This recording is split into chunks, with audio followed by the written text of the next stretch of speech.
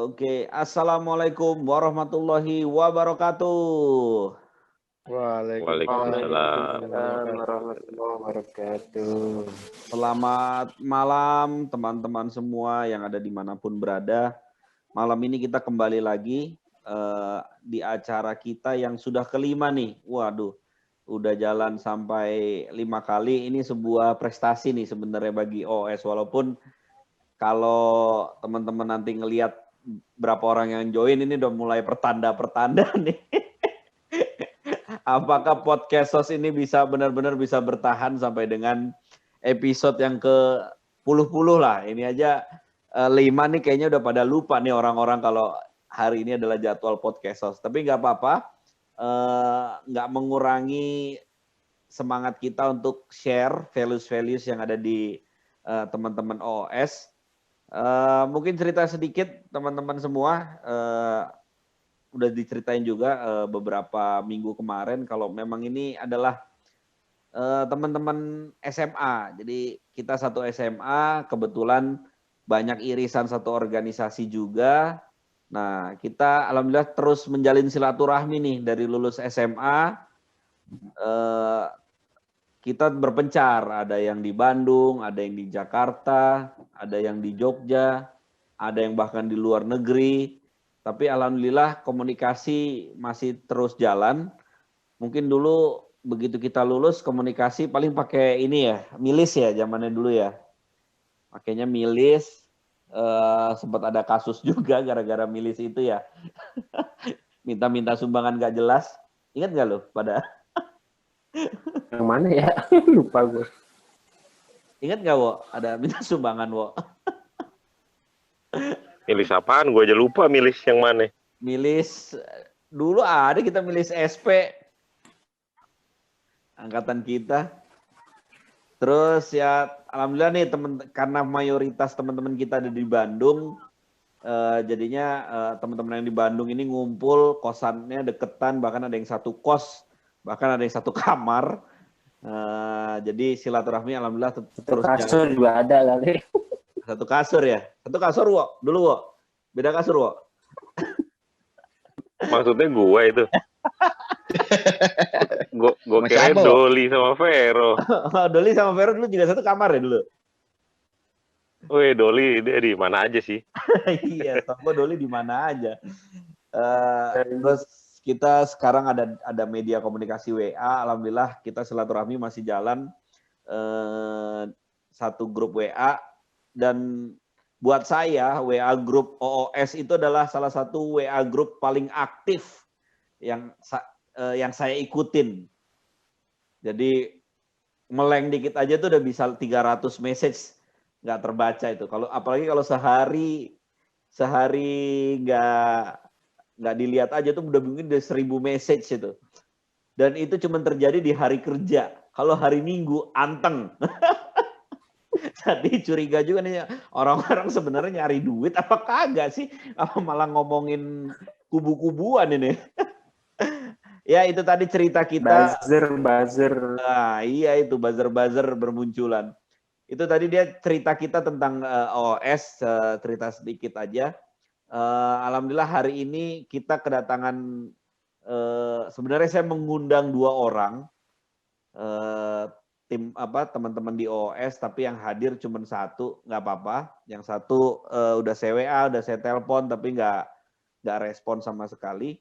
Karena tema kita hari ini menarik banget dan sangat spiritual. Jadi beda sama yang kemarin-kemarin cerita perjuangan hidup dan lain sebagainya. Hari ini kita berbicara sangat spiritual, baik itu narasumbernya maupun temanya. Nah, hari ini wah spiritual banget ini beneran.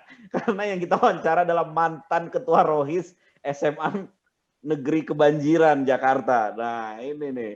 Udah ada my best friend ini, Dimas Aryo Kunto Wibisono. Bisa dipanggil Dimas. Kita manggilnya Dimas Jai, kadang Kunto, ya bebas lah Dim ya. Apa kabar Dim? Dim? Alhamdulillah baik yo. Apa kabar yo? Nah ini dia Dimas sudah hadir, alhamdulillah juga Dim. Dan juga tema kita nih perjalanannya seru juga nih, perjalanan hidupnya Dimas. Karena sempat mengalami kegalauan luar biasa ketika harus memutuskan langkah berat dalam hidupnya. Yaitu bergabung dalam riba-riba club. Nah ini nih yang menarik nih, nanti pembicaraan kita juga salah satunya berkutat ke masalah anti riba club, yang salah satu pembahasan seru juga nih kalau di OOS ya. Jadi kalau di OOS di description grupnya itu udah jelas kita anti riba club, asuransi itu haram. Tapi boleh dipakai kalau dikasih perusahaan karena dosa ditanggung manajemen. Lalu juga saham kalau hijau halal, kalau merah haram. Nah, nih. Dewan Fatwa OOS nih.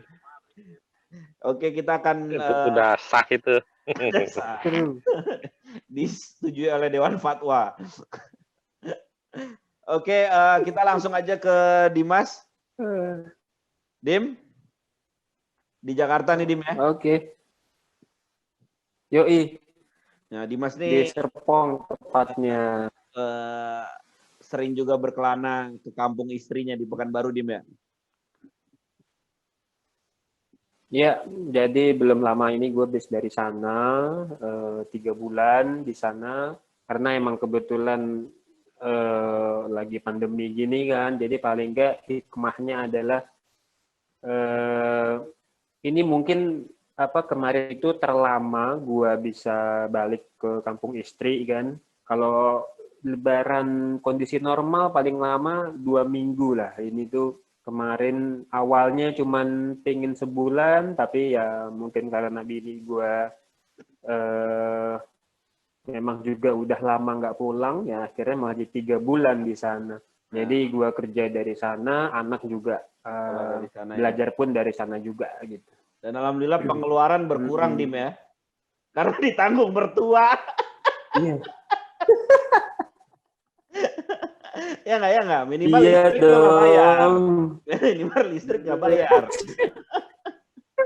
Strategi Ya, sekali langkah lo nih. listrik, air, ya kan. Terus belanja itu pasti udah di stok lah sama mertua gue. Tapi kan gue juga sebagai menantu nggak yang terlalu bebal Nggak mau banget lah kondo ya. lah Gue ya. juga Nggak mau sedikit lah kondo. ngasih. Kalau bahasa Jarwo mau Iya. kondo. Nanti dipecat repot kan. Ini strategis juga nih buat bisa jadi inspirasi teman-teman ya. Nurunin pengeluaran saat pandemi, ikutlah mertua. Dim, Ya, sekarang bisa jadi tuh. kegiatan apa Dim?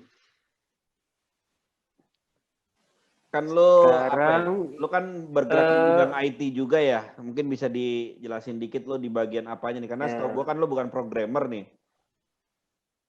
Atau salah gue? bukan. Oke, jadi sekarang ini gue udah jalan 3 tahun lebih sedikit di perusahaan multinasional IT company di IBM sebagai IT business analyst. Jadi istilahnya ya kalau bahasa gampangnya ini deh orang yang menerjemahkan dari kebutuhannya klien ke programmer gitu istilahnya. Jadi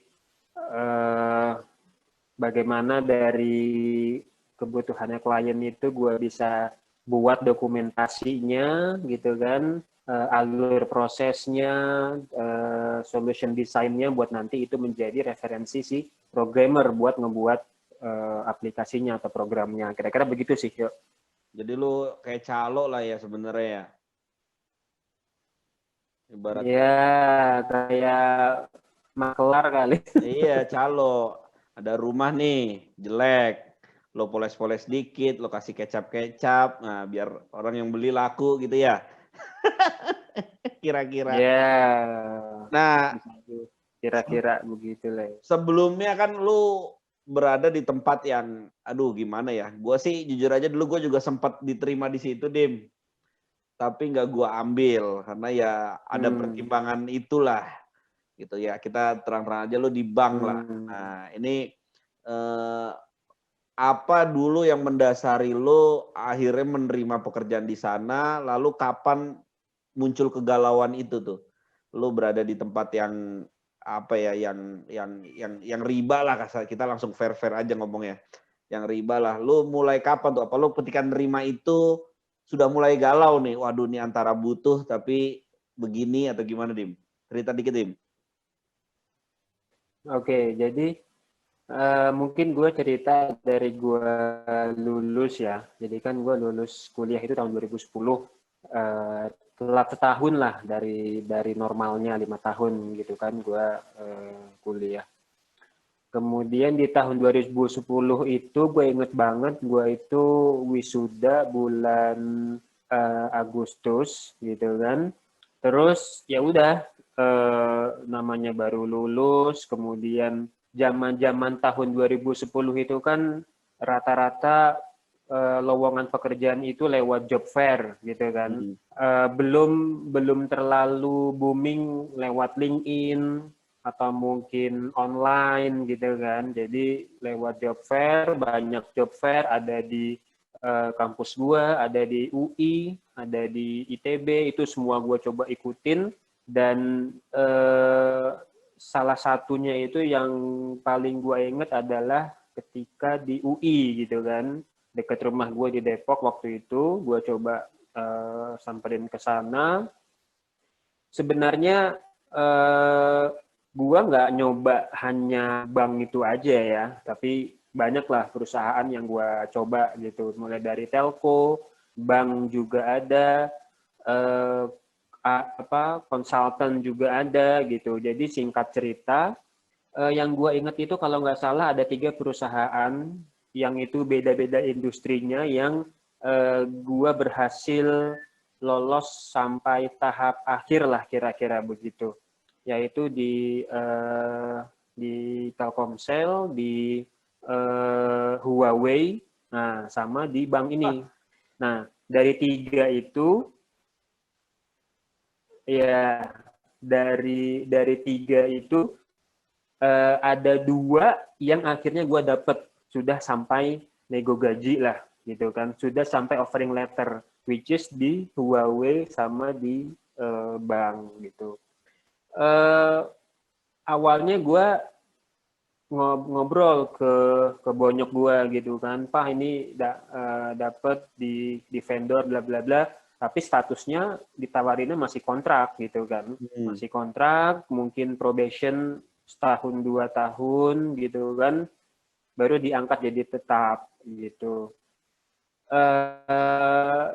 Terlebih perusahaan yang ini itu dia juga antek Cina, oh enggak ya? Iya, makanya itu gue pengen nanya itu ntar.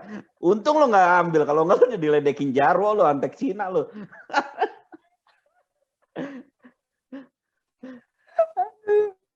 Tapi kan zaman dulu kan kita belum inilah ya, belum Lo masih belum antek ada asing, seperti lo itu masih ya. antek Jadi asing. antek asing. Jadi gue mikirnya itu gitu kan, si vendor ini masih kontrak tahun-tahun awal, kemudian kalau dari gaji itu baru sih gue masuk inget ya Huawei ya, Indonesia ya? ditawarin itu 3,5 juta.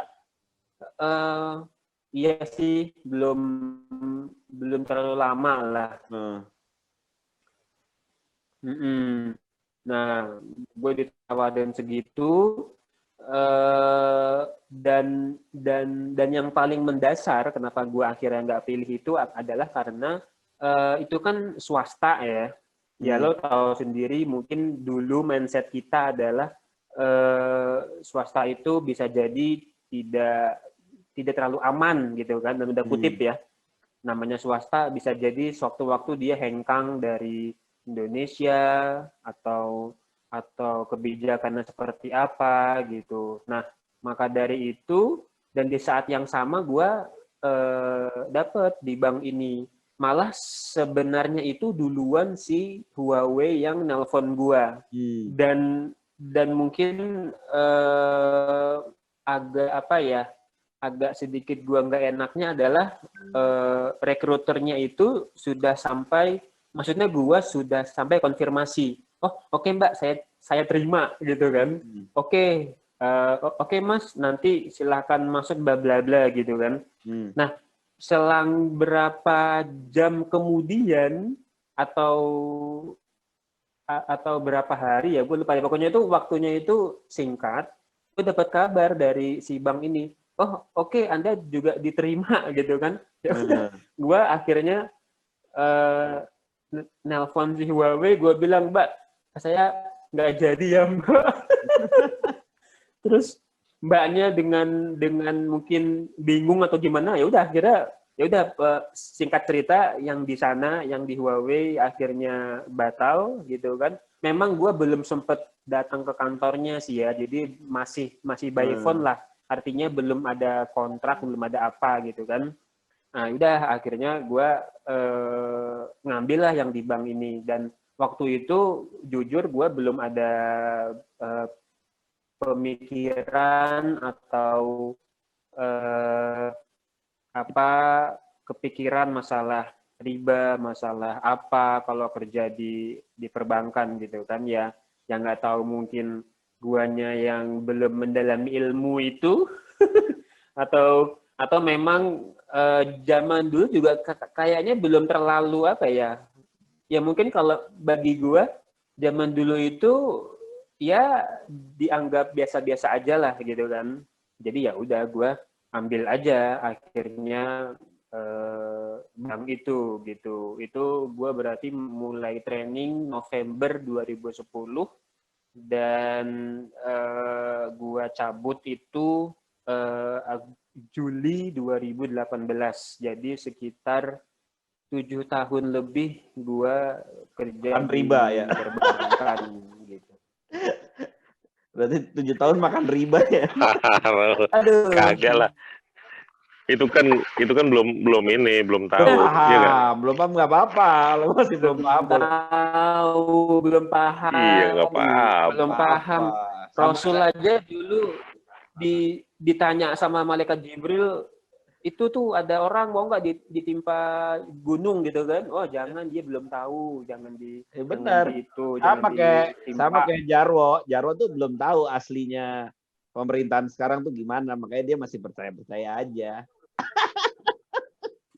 Nah iya kan, hidayah kan datang nggak bisa dipaksa ya kan? Betul. Jadi ya jalanin aja dulu ya kan? Dimaafkan. Tapi lo mulai menyadari itu kapan, Dim? Setelah tahun keberapa, Dim? Momennya apa, Dim? Lo mulai nyadarin, waduh deh, gua harus begini gitu. Jadi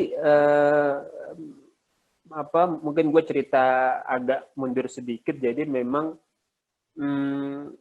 di bank ini itu yang gue salut ya,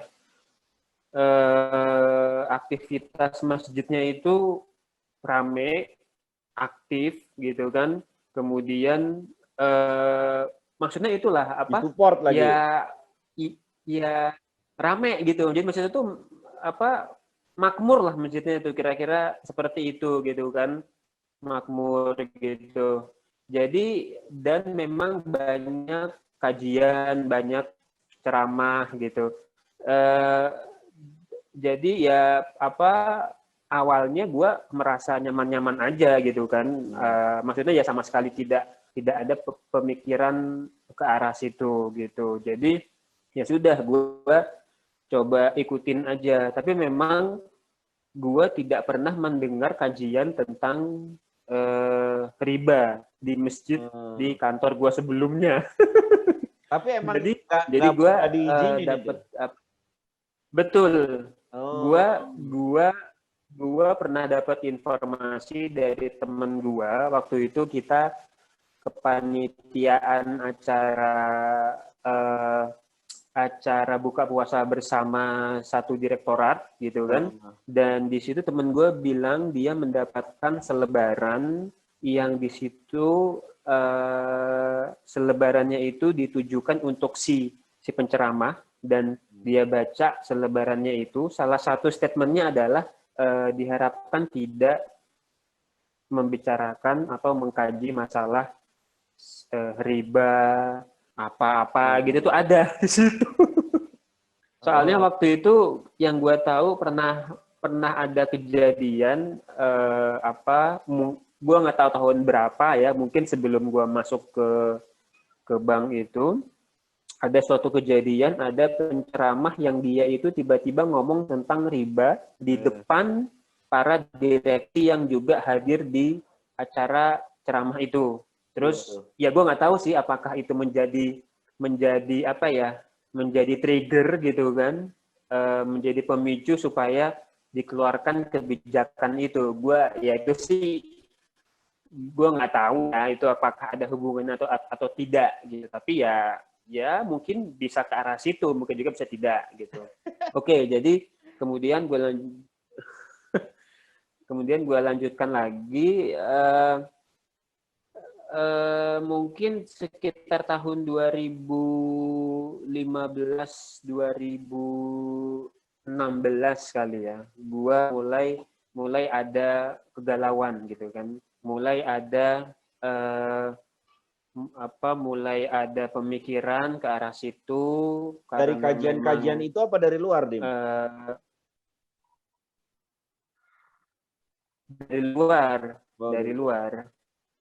Dari luar dan sebenarnya sebagai informasi ya, orang yang kerja di bank itu juga mereka sendiri pun suka ngomongin tentang hal ini. Kita ini bener nggak sih, kita ini halal nggak sih? Jadi di dalam obrolan sehari-hari itu suka ada diskusi seperti itu gitu. Terkadang ada yang ngomong, kita kan bagian IT nggak ada hubungannya lah kan, kalau di Al-Quran itu kan yang mendapatkan dosa itu yang meminjam, yang makan, yang memberikan pinjam. Ya. Nah, jadi kalau misalnya mau kena ya paling bagian lending, terus bagian akuntansi. Boleh juga itu idenya. Bukan bagian IT-nya gitu kan. Nah, terus ada juga yang berpendapat kan bank itu tidak semuanya berbasis interest based income.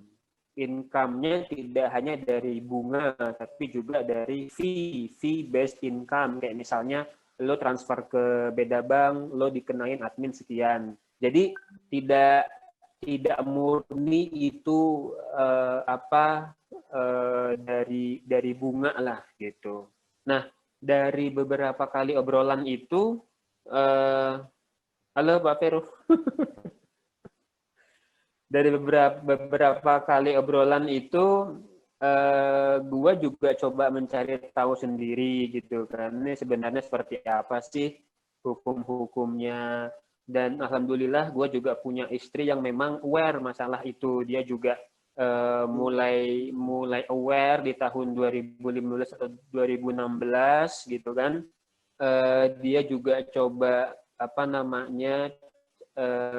dengerin online gitu kan, di kajian di YouTube atau di mana gitu.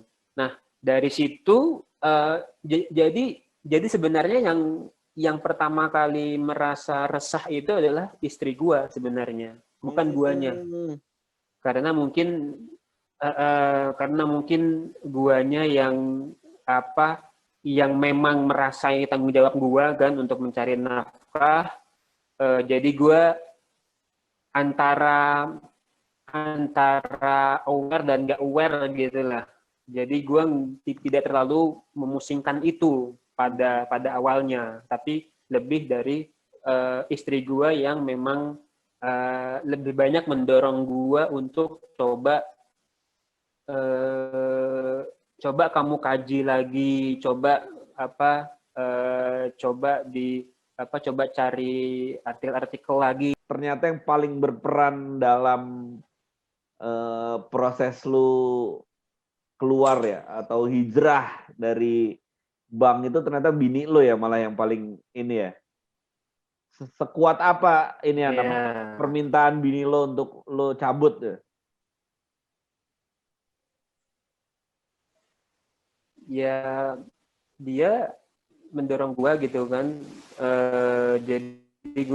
Jadi dia tuh suka coba, namanya bukan coba, dia suka kasih link tentang kajian ini coba nih kamu lihat, kamu dengerin gitu kan. Terus beberapa kali dia juga bantuin gua untuk cari pekerjaan lain gitu. Bahkan mungkin sudah saking agak sedikit ubur-uburnya gitu ya, saking sudah desperate-nya gitu, dia sempat pernah ngomong ke gua bahwa udah deh, kamu cari aja pekerjaan lain, nggak apa-apa kalaupun gajinya lebih sedikit gitu, asalkan kamu bisa bisa keluar gitu. Jadi maksudnya iya, jadi kira-kira segitu kuatnya lah dia coba mendorong gua untuk bisa keluar dari zona yang sebelumnya gua dulu gitu kan, zona hitam. Tapi ngomong kayak gitu anak baru satu. Anak, iya baru satu. Jadi masih agak enteng ngomong kayak gitu. Kalau anak udah 3 kan mikir dia. Ya tapi keren itu istri solehah banget itu ngingetin. Dan lo nggak merasa tersinggung atau tapi lo akhirnya tergerak gitu ya untuk oke lah gue juga nyari lah gitu ya. Iya, tapi waktu itu sebenarnya kan gue juga udah coba cari-cari semenjak gue selesai ikatan kontrak gitu ya. Gue kan ikatan kontrak itu di sebelumnya 3 tahun, which is itu berakhir pada tahun 2014. Jadi mulai tahun itu gue udah coba cari-cari pekerjaan lain, tapi niat gue bukan untuk hijrah, ya udah cari duit lah gitu istilahnya kan. Tapi berjalannya waktu dengan dorongan dari bini, kemudian gue juga coba banyak dapat tausiah, nasihat, insight dari orang-orang gitu. Ya udah gue akhirnya mencoba mencari tahu informasi lebih dan mungkin salah satu hal yang menginspirasi juga adalah gue punya adik ipar, dia itu juga cabut dari asuransi BUMN yang ngurusin orang kecelakaan, tahu lah ya. Nah, dia lebih agak ekstrim dalam arti dia cabut tanpa memberitahu orang tua dan mertuanya, dengan kondisi dia kayaknya baru menikah gitu, dan belum ada ganti pekerjaannya juga gitu. Jadi dari ya kira-kira seperti itu. Kira-kira hampir sama kayak Datong gitu kan. Kalau nggak salah kan Datong juga cabut dari bank itu kan juga dia tidak ada pekerjaan pengganti lah. Jadi benar-benar ya sudah cabut aja gitu. Gue inget banget dapat share-sharean video. Gue lupa dari mana ya. Tapi kalau nggak salah dari grup OOS atau bukan. Di Rejos. Baikuni apa? Baikuni. RB, URB. Nggak mungkin OS deh. OS nggak mungkin sebijak itu. Berarti grup OS ini menyumbang kebaikan dong, berkontribusi dong terhadap perubahan lu, Kun. Alhamdulillah. Harusnya lo khawatir, Kun, kalau misalnya sampai OS berkontribusi terhadap lo. Gue nggak ngerasa dah. Belum. Asyhadu. Coba Joel. Asyhadu. Yang ada OS bikin naik darah mulu. Lu aja. Berarti ini lo makom lo apa level lo masih level kurang tinggi. Iya ya. Lo kan Jangan kan attention kita terhadap Dimas. Klub. Joel, balik lagi ke Kunto nih. Kun, kan gue baru denger nih. Maksud gue, lu berarti emang udah nggak di Bank Mandiri sekarang? Ya, elah kemana aja, Ro. Makanya. Gue kira tadi di Bank Mandiri. Si Ro, gue heran. Gue kira tadi di Bank Mandiri loh. Aduh. Sekarang di mana emang? lu gak care banget sama temen lu. Aduh. Accenture bukan Accenture. Dim. IBM. Di mana? IBM. Accenture bukan Accenture. Oh, IBM. Oh, kirain Accenture. Kita terakhir ngomongin Mandiri online error kan nanyanya ke Kunto tuh. Kayaknya masih tahun-tahun kemarin deh. Udah lama sudah, Bro. Iya, kalau Anjir. ditanya. Berarti waktu kita nanya tentang Mandiri kalau online tanya lu ya lu udah nggak di bank tuh. Udah enggak, ya paling gue tanya teman gua. Oh, mana gua tahu.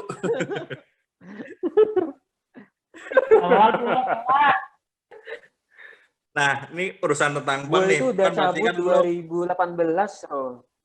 oh, nggak berarti kan lu ke bank kan berarti ada kontribusi apa namanya ada pemikiran lu tadi lah, lu kerja di bank menurut lu nggak bagus gitulah, ada riba-ribanya kayak gitu kan ya. Lu sering dapat tausiah. Terus pandangan lu gimana nih, kalau maksud gua kan ya orang yang kerja di bank kan nggak cuman lo doang, Datong doang, masih banyak orang muslim lainnya ya.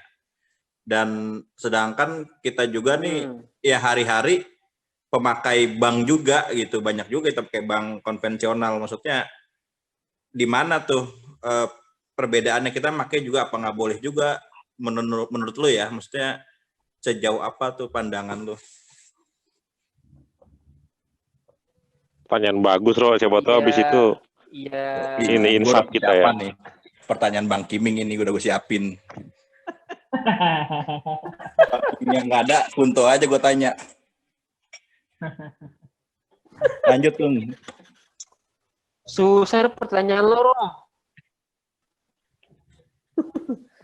Ya, enggak apa-apa, pandangan lo aja, Kun. Maksud gue kan pribadi. Ya buat ini, maksud gue barangkali gue berubah setelah ini, gue naruhnya di berangkas kan berarti kontribusi lu, Kun. Kalau di koper, Ro, kayak kalau gitu. gue sendiri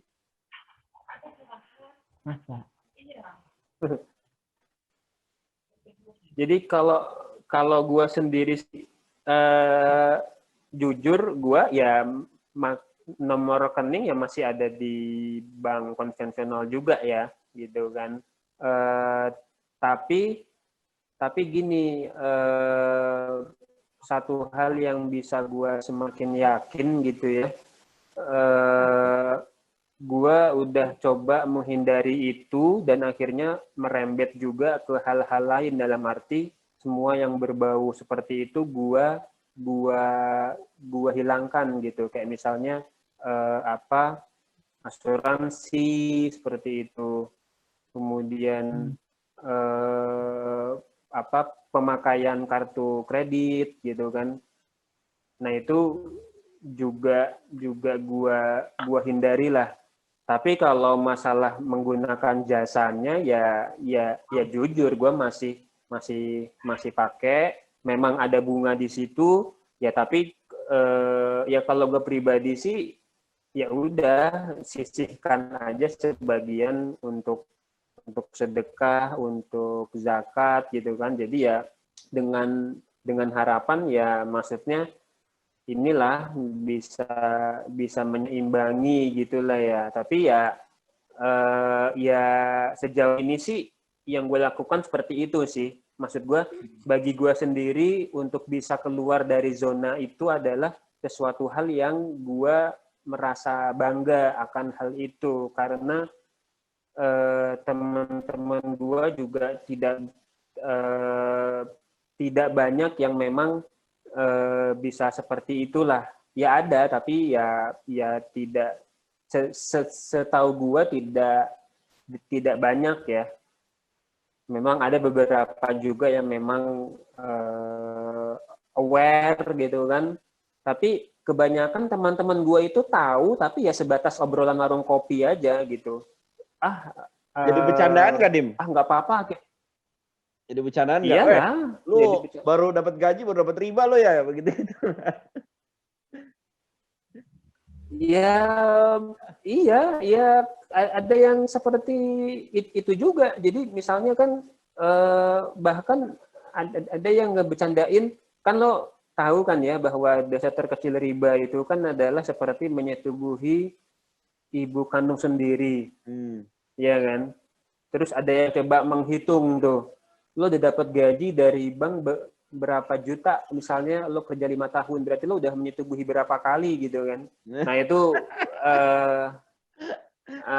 jadi ya mungkin ketika itu gua konteksnya masih bercanda, masih bisa menerima dalam konteks bercanda gitu ya. Tapi ya lambat laun ya semakin tidak lagi enak dibercandain gitu kan, semakin galau lah istilahnya seperti itu. Iya, sudah risih. Nah, tapi terus mungkin gue lanjutin lagi. Jadi lo kan kebetulan kan memang akhirnya dapat kerjaan, Dim, ya, di luar itu. Tapi kalau misalnya saat itu lo nggak dapat kerjaan kayak gitu, berani nggak lo tetap resign? Nah ini yang tadi gue mau lanjutin yo. Jadi kan tadi gue sempat cerita di akhir tahun 2017 itu titik di mana gue akhirnya tekad bulat untuk bisa segera keluar gitu kan. Jadi gue inget banget gue dapat video, lupa dari mana ya. Mungkin dari grup OOS atau dari yang lain, tapi itu videonya lewat WhatsApp. Oh, dari grup OOS mungkin itu. juga dari istri gua. Jadi istri lo di OOS? Iya. Mungkin ya, aduh. Jadi video itu tuh benar-benar menggambarkan itu video animasi gitu kan, animasi, suaranya itu diisi sama ustadz, tapi gue lupa ustadznya siapa, tapi bukan ustadz yang biasa di TV atau biasa di YouTube kayaknya ya. Dan di situ benar-benar memberikan pencerahan buat gue banget lah, seperti itu. Dia simple penjelasannya, kemudian dan yang pasti kena banget dan ketika melihat video itu untuk pertama kalinya, jujur gue sampai nangis gitu. Dalam arti kok gue punya niat, punya tekad, tapi kok susah banget untuk bisa keluar gitu. Dan akhirnya gue juga baca beberapa referensi yang menyatakan bahwa teman gue juga yang sudah duluan hijrah, dia juga ngomong bahwa, Dim, lu sebaiknya keluar dulu gitu kan, keluar dulu dan nanti pasti akan ada solusinya gitu.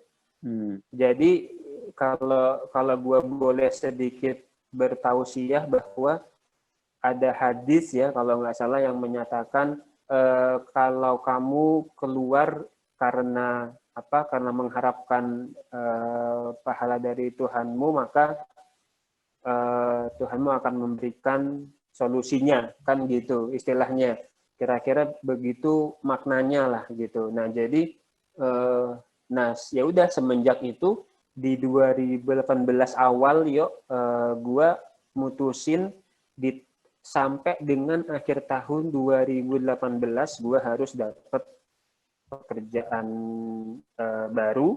Apabila tidak, gue tetap akan maksudnya sampai akhir tahun 2018 gue sudah harus keluar mau dapat atau tidak dapat pekerjaan baru gitu. Ya sudah, dan akhirnya teman gue ada yang ngubungin kalau bosnya lagi nyari orang di IBM, nawarin gue pekerjaan. Ya sudah, akhirnya gue ambil, dan sebelum akhir tahun 2018 akhirnya gue dapat pekerjaan baru itu. Dan ketika gue kabarin bokap juga sampai nangis gitu kan, nyokap juga sampai nangis, dalam arti sebelum gua resign itu gua suka ngobrol sama orang tua gua, "Pah, Mah, ini seperti apa ya, aku begini gitu kan. Mereka juga aware, mereka juga mendorong gua untuk bisa segera keluar, dan ketika gua dapat pekerjaan itu dan gua akhirnya bisa keluar, ya mereka juga sujud syukur sampai nangis lah. Pas Cuman gini deh, sekarang gua nanya, pertanyaan gue lebih ke dalam lagi, Dim. Maksud gue, ketidaktenangan terkait riba itu dulu lo merasakan banget nggak? Dan sekarang tuh apa kerasa leganya gitu? Iya, ya pastilah berasa nggak ada beban ya. Maksudnya ketika dulu mungkin 2 tahun terakhir gue sebelum resign, ya pasti jadi pikiran gitu. Karena jujur ya, di sebelumnya itu tidak juga kecil yang gue dapatkan gitu kan. Ketika dihitung per tahun lah gitu. Ya. Ketika dihitung tahunan. Sebut. Apaan, Jul? Dianggap berapa Ini. kecil itu kan relatif ya. Pakumen. Ngebayanginnya berapa gitu kan. Pakumen, please. Gini, Jol, mungkin buat ilustrasi lo, Jol. Jadi seharusnya itu dengan angka segitu gue bisa hidup gitu kan, tanpa mesti ngutang gitu ya. Tapi jujur yang gue lakukan ketika itu adalah justru gue malah banyakkan ngutang. Gue banyakkan pakai kartu kredit untuk belanja bulanan, belanja ke pasar, untuk apa gitu. Bahkan sampai gue inget banget bunga gue mencapai 20 juta. Bunga kartu kredit yang harus, ya, itu bunga kartu kredit yang harus gue bayar. Jadi kan artinya itu gue pemakai kartu kredit yang tidak sedikit gitu kan. Makanya gue mikir dari situ, nih kenapa ya kok sepertinya kita itu cukup tapi kok ternyata tidak cukup, malah banyak hutang, malah tidak ada tabungan gitu kan. Nah, ya dari situ sih mulai itu dia juga mendorong gua gitu kan, sebenarnya ada apa gitu kan. Anak-anak gua juga waktu itu lumayan sering sakit-sakit. Jadi intinya tuh inilah kayak merasa tidak berkah aja lah, kira-kira begitu gitu kan. Nah, dan setelah pindah ini ya alhamdulillah bisa nabung, kemudian bisa semakin banyak ngasih gitu kan ya, untuk orang tua, untuk saudara-saudara yang lain. Jadi merasa lebih, iya sih emang tambah gede sih gajinya. Ya. Ini cetak ogi namanya itu mah. Ya tapi kan udah niat baik loh, udah mau keluar. Kebetulan aja dapat yang baik kan gitu ya. Iya. Yang Iya, padahal baru Alhamdulillah. niat mau targetin Gun ya, terus dapat kerjaannya yang lebih tinggi, ya udah dikasih tinggal ya. Iya, jadi ya maksudnya hikmahnya adalah ketika kita sudah niat betul, kita sudah tekad bulat gitu kan, bahkan sebelum kita lakuin baru niat aja itu sudah dijawab lah, istilahnya seperti itu gitu. Secara spiritual intelligence gua tuh mengatakan seperti itu gitu. Kita baru niat tapi sudah digantikan dengan yang lebih baik gitu kan. Nah, mungkin di situ sih beberapa lesson learn gitu kan yang gua pernah alami, pengalaman spiritual gitu kan. Paranormal activity.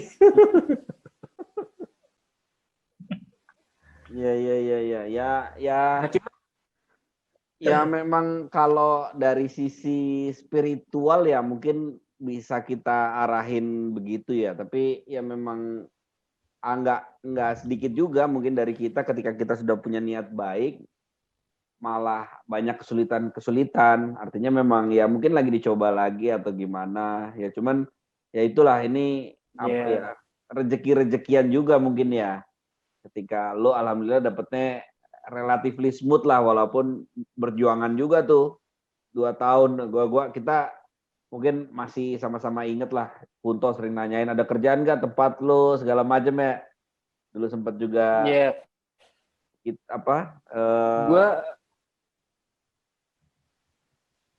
gimana Dim? Iya, gue juga kalau gue boleh ngomong ya, sebelum gue akhirnya bisa cabut, bisa dapat pekerjaan baru ini, gue itu sudah ngirimin lamaran sekitar 47 lamaran ke berbagai macam perusahaan gitu. Itu baru yang lewat LinkedIn gitu kan, belum yang secara online, secara nitip ke temen. Kalau secara fisik kayaknya udah nggak ada sih ya. Jadi ya maksudnya niatan gue udah lama, udah 2-3 tahun sebelumnya gitu, dan memang sepertinya waktunya belum tepat aja, dan waktu yang tepat adalah ketika tahun 2018 itu, dan dimana gue akhirnya bisa beneran cabut sih gitu. Nah sekarang kita ini balik lagi ke zaman SMA bukan bermaksud menguak luka lama nih, tapi memang cerita-cerita zaman dulu tuh memang menarik untuk dibuka-buka. Setelah kemarin pilihannya 3 ya, kalau si Doli ya. Itu terakhir. Nah, tapi gue dulu juga di Rohis, jadi kita lumayan saling mengerti lah satu sama lain, Dim. Nah, cuman memang dulu tuh kehadiran lo di Rohis itu bener-bener di luar dugaan gitu, karena sama sekali nggak pernah terprediksi orang, karena kan sebelumnya lo nggak pernah ikut kepanitiaan juga, ya kan sebelumnya. Kalau gue nggak salah ya, seingat gue nggak pernah ikut kegiatan apa-apa. Tapi ketika LKS lo muncul dan lo stated di situ gue pengennya di Rohis gitu, jadi ketua Rohis gitu. Nah itu dulu gimana Dim? Lo bisa menempuh jalan kebaikan itu di SMA sebelum sesat kembali ya? LKS kan gue perwakilan dari Rohis kan ya? Apa Ben? LKS-nya juga perwakilan dari Rohis kan ya? Enggak, kelas. Dimas tuh kelas ya Dim? Oh, lu perwakilan kelas.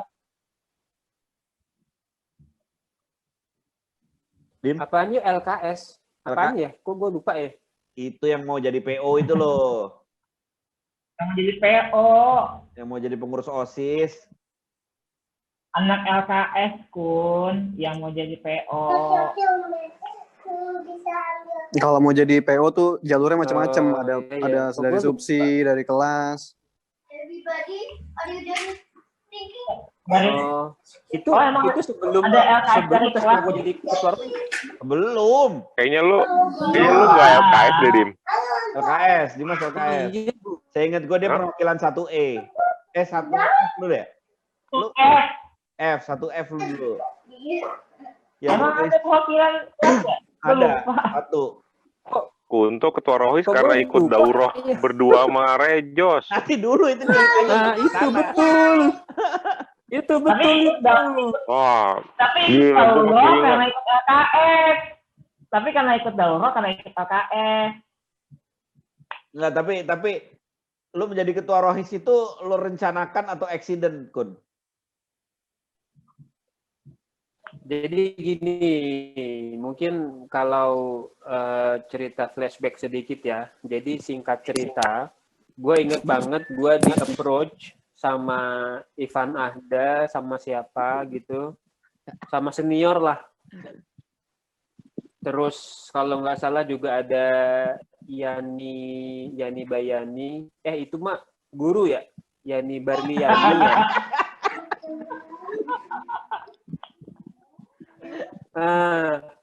Gue inget banget diajak mereka ngobrol bertiga atau sama siapa lagi gue lupa. Terus ya udah mereka kayak ngasih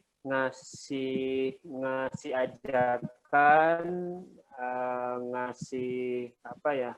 Kayak meyakinkan gue, ayo Dimas ini ya coba ikutan daftar jadi ketua Rohis ya. Nah, kira-kira begitulah yuk.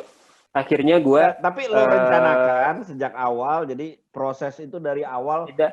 Lo LKS dulu terus gue jadi ketua Rohis aja deh gitu, atau lo malah pengen di SP sebenarnya?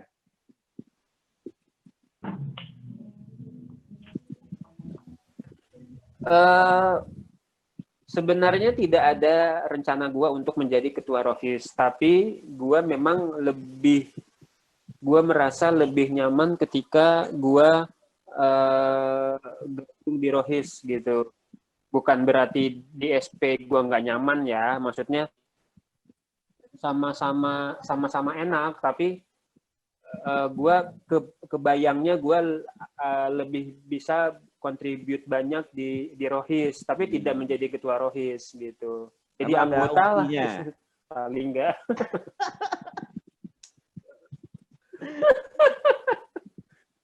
Ya mungkin, tapi ini ya mungkin sedikit cerita pengalaman spiritual lagi nih. Gue inget banget waktu itu pas baru pertama kali masuk Rohis kelas 1, yang kemudian yang Muslim dikumpulin di masjid terus disuruh takbir. Lo inget nggak peristiwa itu? Enggak. Nah, ketika itu tuh gue ngerasanya tuh kayak saya bergetar gitu loh. Betulan nih gue tidak gue buat-buat ya. Maksudnya emang betulan kok kayaknya auranya tuh beda banget gitu. Karena ketika SMP gitu ya gue sama sekali tidak tahu kan apa itu. Maksudnya ya gue tidak ada kepikiran menjadi alim lah begitu kan. Tapi ketika SMA, ketika disuruh kumpul di masjid yang Muslim semua, terus kayak ada kayak ada bimbingan, ada disuruh takbir, kok kayaknya beda banget auranya. Nah semenjak itu gue jadi merasa wah ini kayaknya gue pengen deh memperdalam ilmu di sini gitu, istilahnya begitu. Tapi ketika lo tanya apakah ada rencana, gue nggak ada rencana. Gue daftar karena itu tadi, gue diajak dan mereka kayak agak sedikit menyuruh gue, maksa, yuk lo ikutan yuk gitu. Ya udah, akhirnya gue menjadi salah satu calon dengan restu. Nah, Nejot? Pengurus paling sukses. Nah, tapi kan ternyata selalu jadi ketua Rohis kan tidak berjalan sesuai, mungkin tidak berjalan seperti yang lo bayangkan gitu, Dim. Ya gue sendiri juga, kalau sekarang sih gue jadinya merasa bersalah, dulu kok tidak taat lah sama ketua Rohis. Nah itu lo gimana feeling lo? Maksud gua ideal yang lo bayangkan sebelumnya di Rohis akan begini, tapi ternyata lo banyak masalah di dalamnya. Lo ngerasa bersalah juga nggak tuh menjalani Rohis yang seperti itu sebagai ketua ya?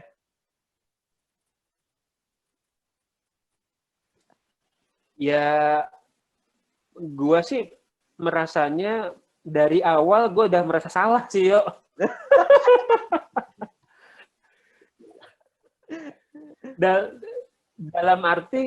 Dalam arti gue daftar bukan karena niatan gue, tapi karena memang ada ada dorongan dari orang lain lah, bukan dari gue sendiri gitu, yang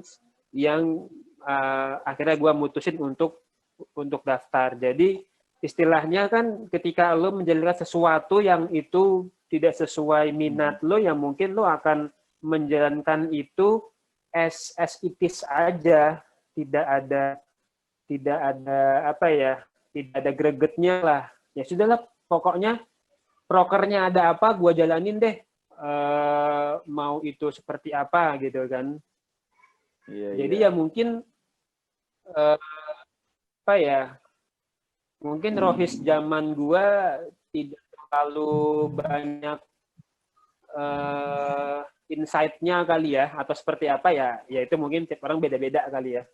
Tapi sih yang gue rasakan memang seperti itu sih. Jadi intinya itu gue hanya mengerjakan apa yang harus gue kerjakan tanpa ada pemikiran kira-kira apa nih yang bisa gue perbaiki, yang bisa gue tambahkan gitu kan. Gitu sih. Iya. Pengakuan gue. Tapi ini menarik nih. Tadi kan lu kan cerita nih, kalau lu tuh disuruh-suruh gitu ya. Nah, lu tuh percaya nggak sih sebenarnya Rohis itu tanda kutip dikendalikan gitu? Menurut lu gimana tuh? Dikendalikan oleh siapa? Gua no comment ya. Tapi ada tangan-tangan di belakang sana yang mengatur-ngatur gitu. Oknum Depok nih pasti. PKS ya? Oh dulu masih PK. Lu merasa gitu nggak? Ya dengan adanya kejadian gue di approach oleh orang-orang senior, ya gue jadi mikir ya ke arah situ. Wah, ini memang direkayasa lah, memang sudah direncanakan, sudah ada proyeksinya gitu. Nah, lu mulai merasakan itu kapan tuh? Mulai merasakan ini kok kayaknya ada yang ngatur ya. Gitu.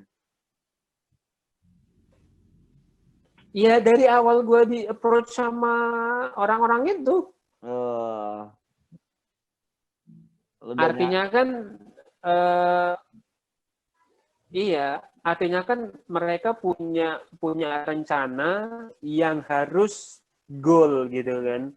Dengan cara misalnya gue ditempatin di Rohis, mungkin Jaka ditempatin sebagai ketua OSIS, gue nggak tahu Doli itu juga bagian dari rencana mereka konspirasi ini atau enggak, gue nggak tahu.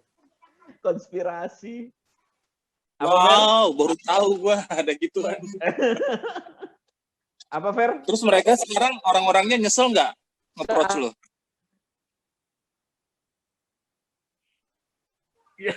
Ya nggak tahu udah. Itu tuh gue rasa hanya politik-politik SMA aja sih, dimana kan mungkin zamannya kita itu yang namanya hedon itu masih lebih unggul lah ya, dalam olahraga, seni gitu kan.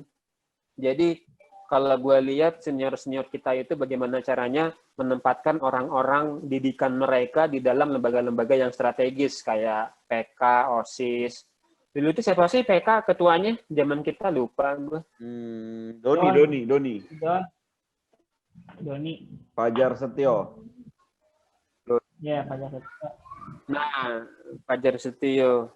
Dia kayaknya bukan orang inilah ya. Bukan orang kita. Maksudnya bukan bagian dari. Nah, tapi kan itu kan proses ketika lu mau jadi ketua gitu. Tapi di perjalanan ketika lo jadi ketua Rohis nih, waktu itu kan kita masih kelas 2. Ada nggak lo kelas 3-nya tuh ngatur-ngatur lu, atau mungkin ketika suksesi lo ganti ke Ikono itu juga lo merasa kok nih diatur-atur nih biar Ikono menang gitu, lo ada nggak, Dim? Enggak, gue begitu udah lepas dari Rohis, gue kayak melupakan aja sih. Jadi Bukan, gue bukan, lagi bukan. mau ikut-ikutan. Maksud gue pas lo jadi ketua nih, kan tadi mereka tanda kutip mengendalikan hanya dalam konteks pemilihan ketua saja gitu. Tapi dalam program kerja, lalu isu-isu itu juga diatur-atur nggak? Atau lu jalanin sendiri apa mau lu aja tuh ketika jadi ketua Rohis, nggak ada intervensi lah gitu?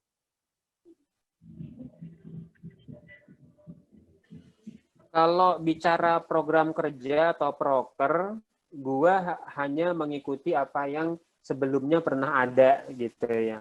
Paling di tuning sedikit yang relevan dengan zaman kita. Nah, tapi kalau dari aspek tuning begini ya. Tapi kalau dari aspek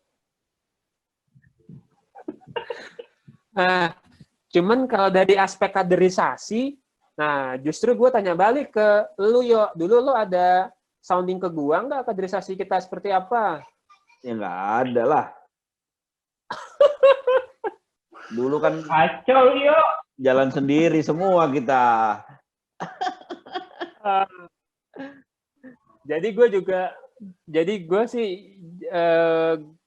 kalau gue bicara sih gue nggak merasa diatur ketika gue jadi ketua Rohisnya ya. Ya, ya. Tapi mungkin atau pemilihan pengurus lah, pemilihan pengurus. Pemilihan ya gue merasa tidak diatur, tapi gue yakin sebenarnya di balik itu ada yang mengatur. Gitu aja.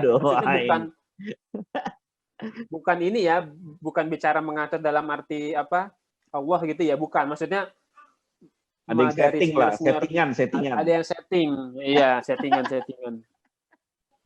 Gila ya, SMA aja udah kayak begitu ya. Ya suka nggak suka sih mungkin sebenarnya ada ya. Ya kasus yang di Depok tuh juga ya Wo ya, yang SMA katanya diatur sama gurunya nggak boleh memilih salah satu calon. Tapi ya itu dinamika SMA lah, biasa itu. Nah sekarang nih kalau gue tanya, lu nyesel nggak jadi ketua Rohis, Dim? Enggak. Hah?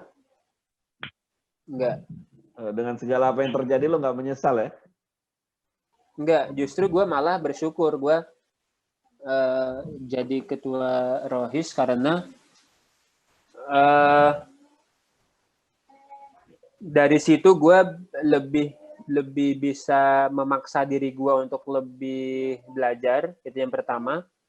Dan yang kedua, gue inget banget ketika zaman gue jadi karoh itu, dalam setahun itu, maksudnya setahun gue jadi karoh itu,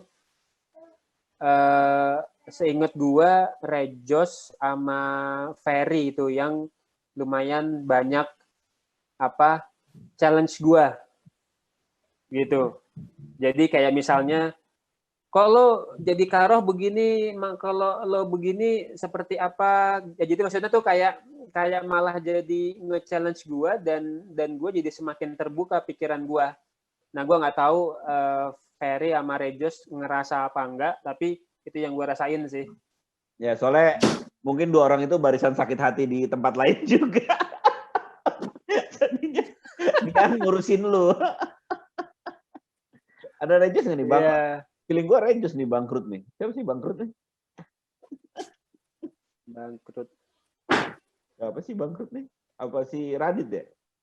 Gak tau lah. Oke. Nah sekarang satu hal yang mungkin teman-teman semua di sini juga pengen tahu nih. Dulu dari sisi Ahwat gimana, Dim? Support lo nggak waktu dulu jadi ketua Rohis, Dim? Apa? Sisi yang Ahwat nih, kalau yang cowok-cowok kan ya tahu sendirilah. Kalau yang cewek-cewek waktu dulu support lo nggak tuh? support sih. Kalau gue merasanya ya gue sangat terbantu sama Kak Putrinya itu, si Mirna. Oh. Oke.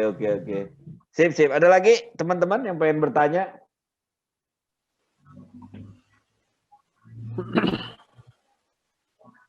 Balik isu ke bankir boleh nggak? Oh, boleh dong. Ya, tapi kan apa ya? Lepas isu tadi yang masalah pilih apa soal syariatan, tapi ketika lu masuk bankir itu ilmu apa sih yang lu dapat, Kun? Dan tuh kira-kira value-nya bakal ilmunya apa gitu yang lu terima ketika yang lu bisa lu ekspor ketika lu di bank. Saya kan banyak ya ya kita lihat lah orang-orang pejabat besar tuh punya background bankir gitu. Nah, lu dapat hal yang menarik ya ketika lu selama jadi bankir. Jadi oke, Ben, gue itu kan di bank itu juga di bagian IT ya. Jadi memang mungkin menurut gue akan lebih ilmu perbankannya itu akan lebih gue dapet, akan lebih relevan ketika misalnya gue di divisi bisnisnya lah. Apakah itu di lending ataupun di fundingnya gitu. Kalau dari IT ya gue lebih mengetahui dari sisi teknologinya, arsitekturnya, kemudian manajemen risikonya seperti apa gitu. Tapi memang gue bisa mengatakan bahwa ketika dulu di bank sih gue belajar banyak. Maksudnya yang bikin gue juga bisa seperti sekarang karena gue dulu sudah banyak ngerjain project di bank lah gitu kan. Dan apalagi bank itu lembaga kepercayaan kan, lembaga yang trust gitu. Artinya manajemen risikonya harus benar-benar valid, benar-benar ketat, harus prinsip prudensinya harus benar-benar terjaga, kehati-hatian. Jadi dari situ yang gue bisa belajar banyak dari sisi manajemen risikonya, manajemen project di bank seperti apa gitu. Jadi kalau ditanya, ya gimana, Kun? Malah kalau ditanya terkait dengan bisnis bank sendiri itu terlalu besar ya untuk bisa dipelajari. Kalau kita ingin belajar semua gitu loh, itu pasti kita harus milih mau belajar apa. Nah itu baru bisa kita fokus ke situ. Kalau besar ya organisasinya, kalau untuk lu bisa mempelajari proses dari A to Z ya? Iya, kalau menurut gua sih terlalu besar ya, apalagi bank-bank zaman sekarang yang sekarang itu. Jadi gini, satu hal yang menarik ya dari ucapan direksi IT-nya waktu itu, dia bilang sekarang ini itu bank bukan lagi bank, tapi bank itu adalah perusahaan IT yang berlisensi bank. Nah, jadi iya, jadi semakin tergantungnya bisnis bank dengan teknologi gitu kan. Jadi memang dari sisi security, dari sisi data, dari sisi manajemen data, kemudian infrastruktur. Jadi ya sangat tergantung ya oleh IT gitu. Dan gue belajar banyak di situ gitu. Jadi bukan gue lebih ke bisnis banknya ya, tapi malah lebih ke IT-nya. Oh. biasanya kan menarik aja kan banyak banget ini apa bank-bank banyak lomba-lomba mereka kuatin fasilitas di apa internet banking atau mobile bankingnya lah, dan gue nggak ngerti siapa sih yang membedakan satu sama lain, apakah hanya sebagai interface antara nasabah aja atau ada kejaran lain dari situ gitu untuk menyaingi fintech yang ada saat ini yang menjamur atau gimana.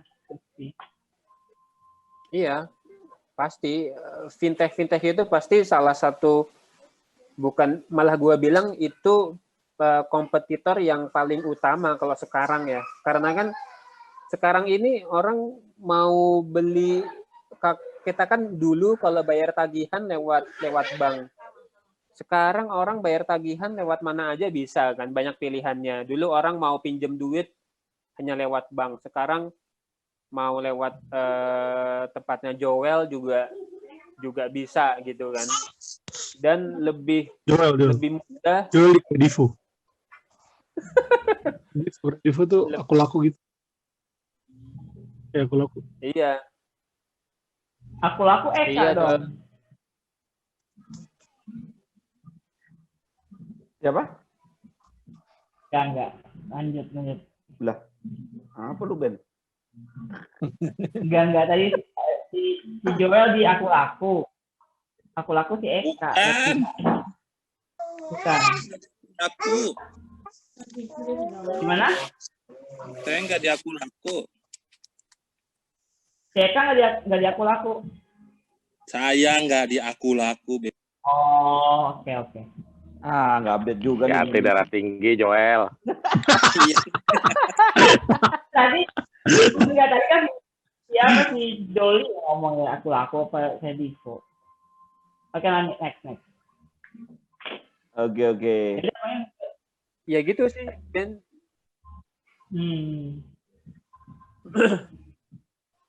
Oke guys, kalau memang tidak ada, gue sudah nggak ada pertanyaan lagi. Kita sudah di ujung podcast kita hari ini, sebuah pembicaraan yang seru banget ya, tentang kita ngelihat seorang ex-bank tapi nggak terlalu ngelihat sisi spiritualnya banget ya, maksud gue kita nggak bahas hadis-hadisnya, kita nggak bahasnya, tapi kita ngelihat dari sisi humanisnya gimana. Di satu sisi Dimas harus ngidupin keluarganya, tapi di satu sisi juga ada idealisme baru yang dikenal terkait dengan nggak bolehnya riba dan sebagainya, dan ini jadi sebuah perjalanan hidup yang menarik nih yang bisa kita petik. Oke, teman-teman semua, kira-kira itu saja pertemuan kita malam hari ini. Terima kasih sudah mau mendengar, semoga seru ya obrolannya. Dan rekamannya cepet-cepet dong, gua mau dengerin. Kalau ada suara dulu deh. Kita akan ketemu lagi di podcast selanjutnya yang lebih seru lagi, dan kita sudah mulai mau launching ya yang versi spesial podcast. Kita ngundang orang lain di luar OS. Oke, terima kasih semuanya. Thank you malam ini. Wassalamualaikum warahmatullahi wabarakatuh.